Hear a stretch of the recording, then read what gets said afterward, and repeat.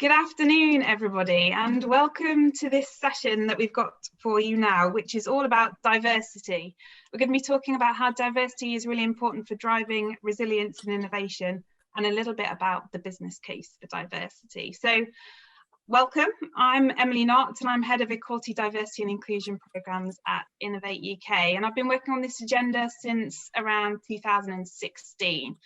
Now, as the UK's innovation agency, we're wanting to have influence and make a positive change around business innovation in three areas where we think we can make a difference. So the first area is who's engaging in business innovation across the UK, and how can we make sure that we're capturing all the best ideas, that we are involving the widest possible talent that's available in this agenda, and how can we look to the future and think about who are the future innovators, and again make sure that we are making this an area that's really exciting for future generations to get involved in. Secondly, we're thinking about the attitudes and culture within businesses to equality, diversity and inclusion right across the UK. This is really important, but businesses could be doing more. What is our role in helping businesses understand this agenda, get it, and turn that into a competitive advantage for them, particularly for smaller companies as they're looking to grow? If they get this agenda right now, then that's going to be a massive selling point for them for the future. And then lastly, we're all about supporting innovation. So how do we ensure that when new innovations are developed, that EDI is embedded right at the outset when those innovations are being started and kicked off, and the EDI outcomes are also being factored in right from the very outset. If we do all those things, then this is a huge opportunity for businesses in the UK, and today this is all about businesses in Scotland. So we'll be reflecting upon this position in Scotland too. So I'm delighted to say, by a wonderful panel of experts here with us. So we have Debbie Forster, MBE, who's the CEO of the Tech Talent Charter. And what I'll do is just introduce the panel very briefly, and then I'll invite them to say a few more words about them and their organisations, why they're so interested in this agenda when we start the discussion. We've then got Mark Martin, MBE, founder of UK Black. And we've got Monder, OBE, Director for Centre for Research and Ethnic Minority Entrepreneurship at Aston University. So that's me, that's the panel. And really what we want to talk about with you today is the importance of diversity and inclusion for all businesses, regardless of sector and size, why this agenda is so important right now, and reflecting a little bit on the massive impacts we've seen since March and the first lockdown last year. And then really today we'd like to provide businesses taking part in this session with some practical advice and tips, a few steers about if you want to take this agenda forward in your organisations, show a bit of leadership. Where do you go? Where do you start? Who do you talk to? So hopefully we'll be covering all of that in this panel discussion today.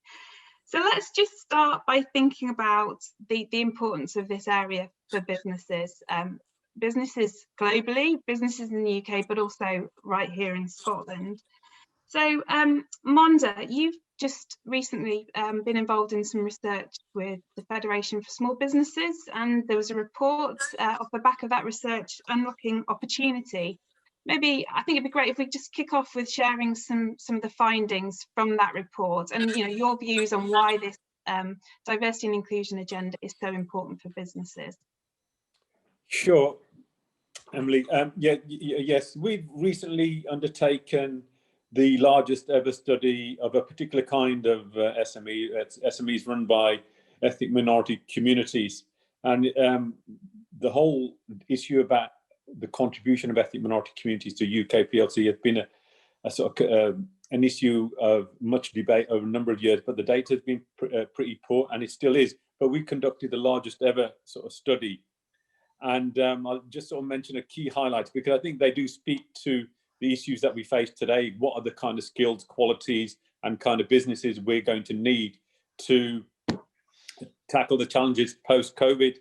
What we found that were there around sort of 250,000 ethnic minority businesses, contributing around 25 billion to the UK economy. That's quite a sizable contribution, on a par with cities like Birmingham and Manchester, or a sector like the chemical sector.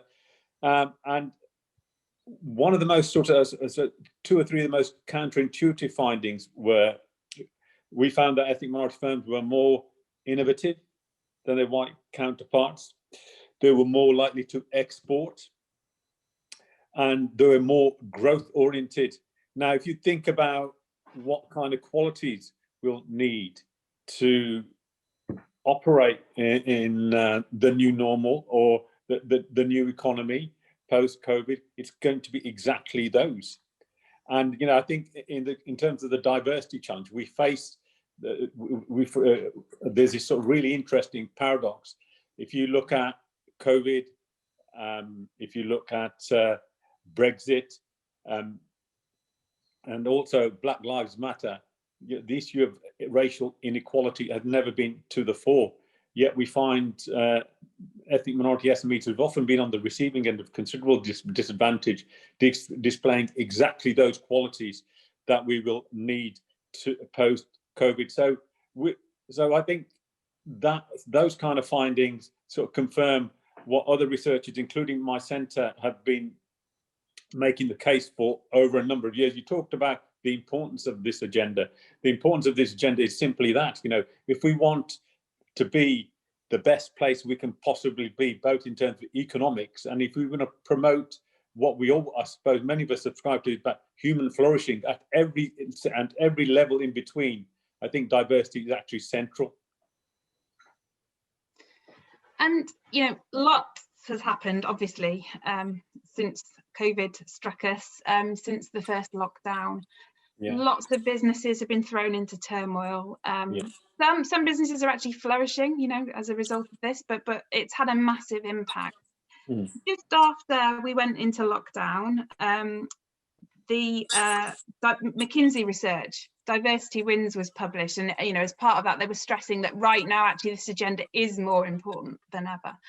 But months on from that, is that realistic? Do we think that this is still as high on the agenda as it needs to be? Debbie, what do you think about where we are right now? Well, so at the Tech Talent Charter, we bring together, we're an organization that companies join for free, and it's organizations of all sizes and across the whole of the UK who feel they have a vested interest in making tech more diverse and inclusive.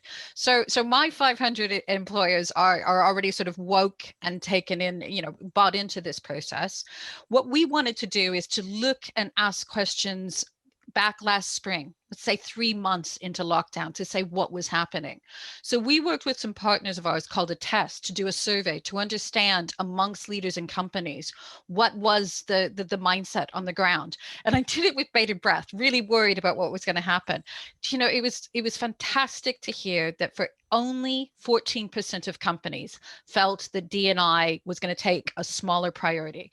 And of the 86%, a quarter of them actually said in the coming year, they were going to make D&I more of a priority in order to help get them out of this crisis into more productivity and innovation. Then if you think by the time the autumn came around, we did a survey of our members to understand what's happening on this space. I was really pleased to say that 20% of the companies said their D&I, they kept as it was working because it was working. The rest of the members were actually leaning in to increase things, to try and help drive that. Now, some of it you could expect was not a surprise. It was about flexible working. Yeah. But it was rethinking their recruitment processes, really thinking about the mental health of their employees, etc. And what we see now coming out of that is, the charter and our members, we've always leaned into that Churchill concept of never waste a good crisis. COVID broke a lot of things, and it also gave the opportunity to explode some myths. And in exploding those myths on, can we be a flexible employer? Can we do part-time work? Can we do remote working? Can we do our recruitment differently? Because we had to, under COVID, employers are in a better position to think and understand what they might do and reinvent things that can actually help drive their D&I. And as the disruption has gone through for everyone in terms of work, and remember when we think about the unemployment rise that's happened as a result of COVID, underrepresented groups are unduly affected. All right. So we know more women, we know more ethnic minorities, disability have been displaced, but tech still has that gap. We are still looking for tech talent. So one of the things we can talk about in the call, this retraining opportunity, if companies can lean into this, put some time and resource into how they could think about those alternate retraining programs, apprenticeships, all of these programs, and there's some great ones springing up across the UK, including in Scotland. It means that anyone, and I think in particular SMEs, can come out of COVID reinventing themselves to be more diverse, more inclusive, and more innovative, and better able to make progress in the coming year. So that's interesting, that skills piece, because obviously when we talk to sectors about diversity issues within sectors, you know, the often cited reason that they give is, well, it's a pipeline issue actually, you know, and we just haven't got that diversity. But actually what you're saying is we should be thinking about that as the opportunity. It's huge. I mean, the programs that are happening in schools are vitally important. You know, what is happening in terms of groups like TechSheCan and what they're doing on the early inspiration piece, Institute of Coding, really reinventing how they recruit into more diverse communities into computer science degrees. But even if they got it right by next Thursday, which they won't, it's going to be 10 years before companies feel that. But in between time, there are some amazing apprenticeships, retraining, returners programs spring up across the UK, and they draw best into those diverse communities and bring people in who have that wider life experience, business experience, cultural backgrounds that make companies the richer for it. Mark, do you want to kind of add anything in on that, on the skills piece and that talent for the future? You're on mute. Most definitely. As a computer science teacher that teaches in secondary schools and university, you know, there is a strong appetite from this younger generation to get into tech. I think there's a huge appetite in that space. And during this pandemic, what's been really fascinating for me is that how much of these individuals have been innovative in their local community. Some of them have set up websites, food banks. So one thing we do know is that the talent's everywhere around us, but it's about the access and opportunities to get into the industry and to really thrive.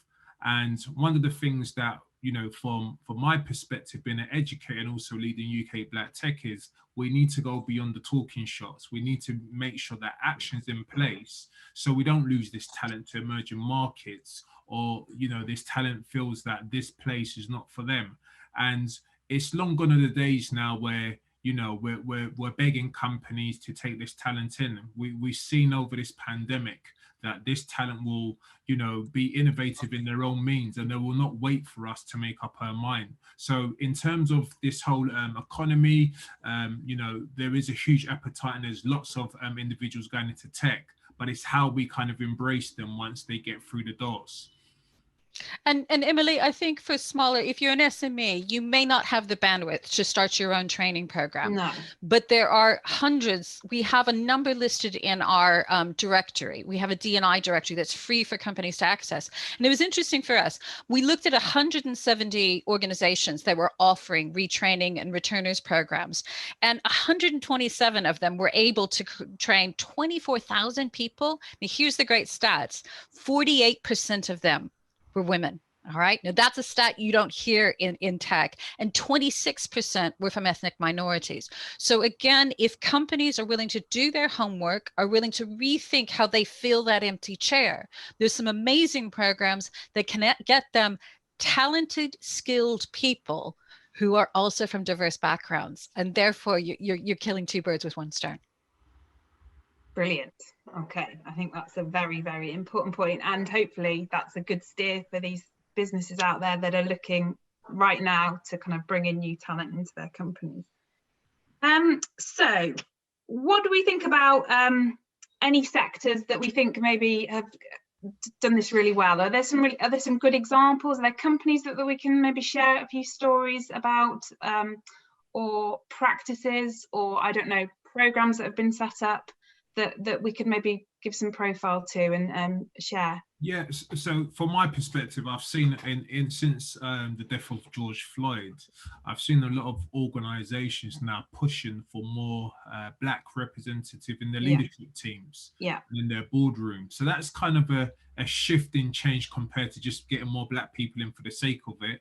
But it's actually, can we get them in to make those decisions? And why is that important? We've seen it over the last couple of years, is that if you don't have that, different type of representation in your organization, it's just a time bomb ticking in terms of the technology showing those inequalities, or your organization showing those inequalities. So to get in there early, it's about thinking from the design stage all the way through to the boardroom. What can we be doing to make sure that the organization, the tech and products that we're actually producing reflects the community and our actual clients, which is now more than ever a global market.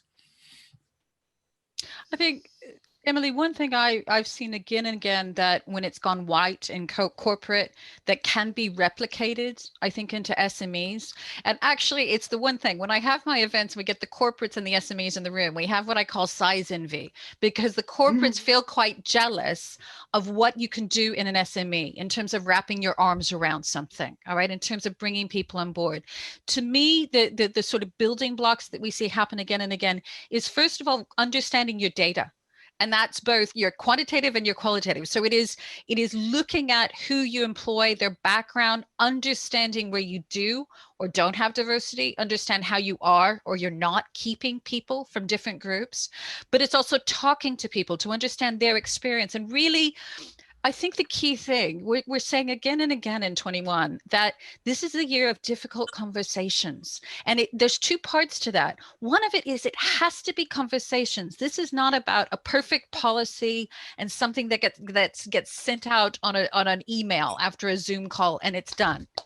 So this is about ongoing conversations to help people see the business case, to help see how inclusive cultures mean that everyone feels they're belonging. But it's also difficult. And I think the thing that we have to help, and I particularly, I've got an American accent, but I've lived here for 30 years. I think one of the biggest barriers we have here is we're terribly frightened of saying the wrong thing. But we need to understand that saying nothing is the wrong thing too. And we have to get people comfortable with being uncomfortable, in having those difficult conversations, in listening to things that feel uncomfortable. Those town meetings where we hear about, despite what we say, what is the experience of our Black employees? What is the experience of the women in our team? And to really, instead of feeling defensive, start on that journey of how to have those conversations. And I think that's a lot of what we're going to do with our members this year, is to help organizations think about, how do we start the difficult conversations and take action after? Because again, it's not enough to have a hashtag and a town meeting and we fix things. It's about then, how do we change our culture, our policies, our procedures, our recruitment, our promotion practices? It is possible. And for SMEs who start on that journey, they don't have to start from scratch. There's a lot, we've got a lot in our open playbook of best practice. You can make change faster, deeper than any corporate, because you can reach around your whole organization. And you can move quickly and adapt. Exactly. Yeah, be much more responsive. I mean, what about the role of training? I mean, I think there's been quite a lot recently on EDI training in America. The Trump administration said they weren't having any diversity training for government officials, and there's been a bit of a similar kind of pushback in the UK from certain parts of government. I don't know what, in terms of businesses, the role of training around this, how important is that? What do you think? Huge, yeah. I'm waiting in case anyone else to say something, because I would lean in. We've got some strong feelings about that. Mark, have you got anything on the training front? Yeah. So with the training, we rolled out 5 years ago D&I training for business leaders around the UK, and soon after probably 6 months, it became a tick box exercise, Mm-hmm. and the current landscape of diversity didn't improve, it actually got worse. So what we're saying with this training is that if it's not held to account, when, as Debbie was saying, measuring the impact, looking at the data to see if there's any kind of increments, then it's just going to become a tick box and exercise. But where the opportunity is, it's around something that we've done. So from a UK Black Tech perspective, we work on the biggest problems, and we don't put diversity with the HR leaders or recruiters. We put it towards the business strategy, and we tell organizations, do not put diversity in the HR box, because what that's going to happen is that it's not going to happen. It's just going to be putting pressure on the HR lead or the D&I lead or whatever that is, and it's not going to do nothing to the business. So what we're saying is that you need to have it baked in from your business goals going forward, so that if that training does work, it falls into the business strategy rather than the HR strategy. And I'd echo that, because I think what we have to remember is there is no single magic bullet. You don't do your training, get your badge, and you're diversified. This is an ongoing piece. I think training is an important part of that, but it's, as Mark said, it's if you have sign off at the top level, and there has to be accountability, and there has to be actions that come out of it. The training is important if it's not just unidirectional. This is not telling people what to think and what to say. This is training to begin the conversations, to create understanding, to secure buy-in that turns into action. And that becomes, as Mark says, boiled into the business of the organization. I often think we miss that vital piece. We get the senior buy-in. We do some training at grass level, and we do nothing for that middle management.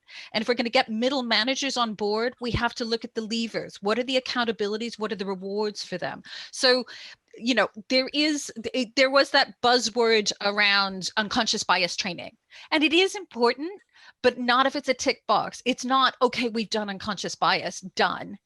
It's the beginning of those conversations. So training, absolutely part of it, but it's a range of training that's targeted and based on your data, and it's measured at the end, and it's part of that cyclical planning that we would do for any other area of our business. This has to become, as Mark says, a core part of our business. Yeah, and integrated into the purpose for the business, the strategy, and what success looks like, as opposed to being an add-on or something that is an HR issue only. Yeah, definitely. Okay, another topic I'd like to kind of explore is thinking about kind of the levers there are to incentivize businesses to kind of move forwards on this agenda. So for Innovate UK, we provide support to businesses to help them innovate, and often that involves grant funding. So we run all these competitions, huge amounts of funding going out the door, and we recognize that we can kind of have a really big influence at that stage where somebody's putting in an application for funding, because obviously that's the point where people are going to start behaving as they need to if they're going to get money at the end of the day. So we've made changes to our application forms. We're now making it very clear to businesses that this agenda is really important, that they need to take it seriously, and they need to demonstrate to us in their application that they are doing that, both in terms of the way they're thinking about shaping their innovations, but also in terms of the impact and outcomes they're hoping to have from those innovations.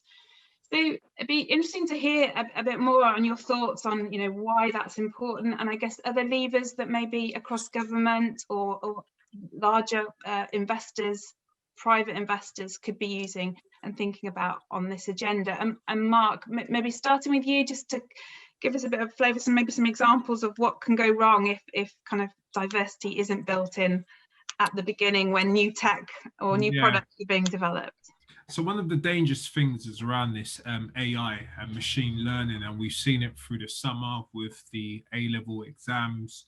We've started to see it through facial recognition, where it was picking up biases and arresting young black boys because their faces were similar to black criminals or something like that off a database system. So we've got to be very, very careful that as we lean on technology in terms of its actual development, is that we've actually got that diverse workforce. And in terms of organizations wanting to have a cutting edge in terms of the market, in terms of that innovation, in terms of the productivity and creativity of the organization, we need to be held to a high level of account in terms of pushing that forward.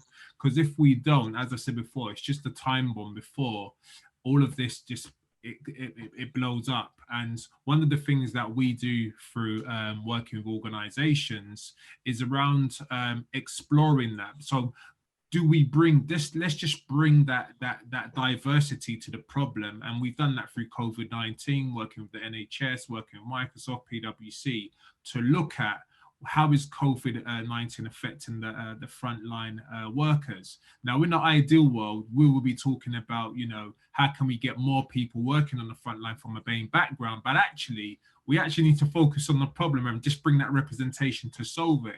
And guess what happens? We had a great an example of university students coming up with a domestic violence app that won the competition because some of them had worked in care homes, some of them had worked in the hospitals. And that's what happens when you bring that different breadth of representation to the problem, rather than just talking about it or just saying that these are the things that we need to increase. So that's how we've been able to kind of move the dial in that sense.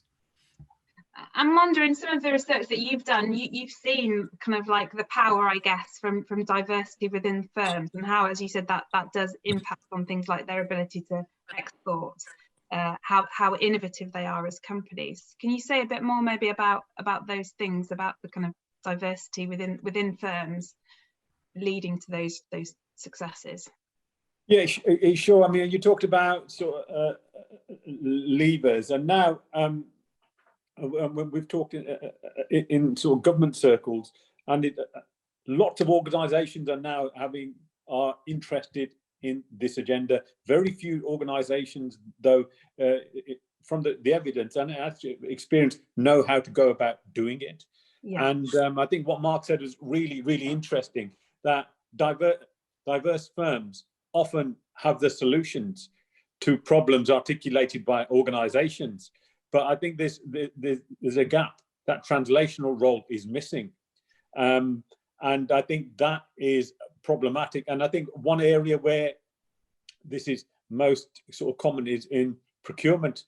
Now organizations are being pushed to diversify their supply chains, really. And I sort of passionately believe a lot of SMEs per se, and diverse SMEs in particular, have really innovative solutions to the challenges of procurement, not simply to tick a diversity box, but they can really add value to innovation. They can make supply chains more agile, competitive, inclusive.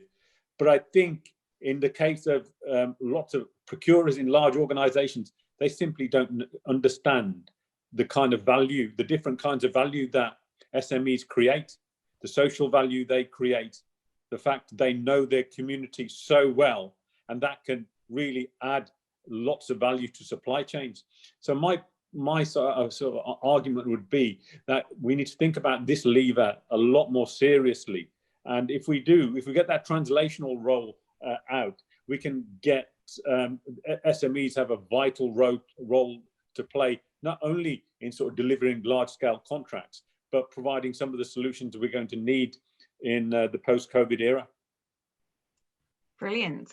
Okay. And talent. Can I just say, when we did a survey of mid-management people, and this was all people, not just underrepresented people, 80% said they fully approved of their company and their D&I initiatives. So not only does getting this right mean that you will get more diverse employees, it means you're going to have employees who are happier working in an organization that is inclusive. So as well as being more innovative, more competitive, it's a chance to get more great people and keep them in your company. Retain that talent and get the best out of it. Can I just also say that what Monder said, which is very vital for this conversation, is that a lot of companies might be thinking, how on earth do I get started with this? Well, there's so much grassroots organizations you can tap into. And as Debbie said, there is a directory of grassroots organizations that are in the community, that are working with the talent, that are working with innovation and so forth to get connected to. So don't walk away from this presentation thinking, hey, what do I need to do? Reach out to those grassroots and they will guide you in terms of that. And the open playbook, we can get you started today. If you're interested in doing it, you can get started today.